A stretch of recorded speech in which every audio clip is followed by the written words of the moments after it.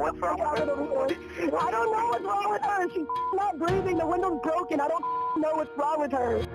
It was raining that night on Nicollet Avenue near MLK in South Los Angeles. Tell me what. I don't know. I was going to pull up and park my car. I saw that her door was open. I stopped. I looked, and the window was broken on the passenger side, and her door's open, and her legs are hanging out. I thought she was asleep, and I realized that she's not asleep. I got in the car and looked at her, and she's... Oh, my God. This 911 call would later lead to a moment that would change a family's life forever. Oh, my God. What the fuck? 3 years later, and it's like time stood still. My firstborn, my only daughter, a really good girl. Candace Altamirano was just days away from her 28th birthday, the life of her family. She was recently promoted to manager for a trucking company. I could say, you know, she was in a situation or she didn't get along with somebody, but I don't know anybody that didn't like her, and I don't know anybody that gave her a hard time. We have units on their way, okay? But something happened that December 2nd, 2012. Oh, my God. Oh, my God.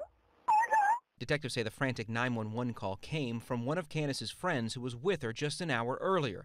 The group of young women partying it up at the club Rage in West Hollywood. Are they suspect?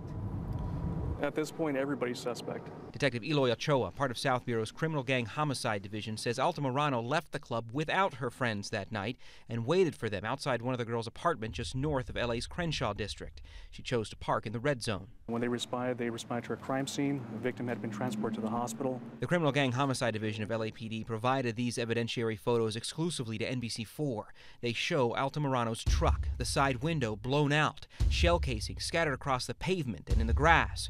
Her driver's side door open, showing the steering wheel where her head came to rest.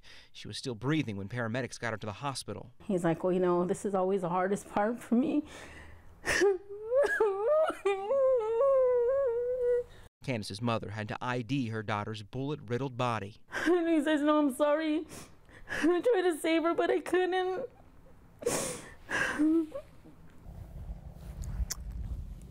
Altamirano is laid to rest at Rose Hill Cemetery. Her family says they visit her here at least once a week. For her youngest brother, he doesn't mince words about who he thinks is behind her murder. I think it's pretty pathetic. Do you think it's somebody that knows her?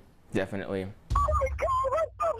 He says he replays the events of that night in his head daily, based on what detectives know as the facts of the case and that 911 call. It just doesn't make any sense. You sound angry. I am. Because she didn't deserve this.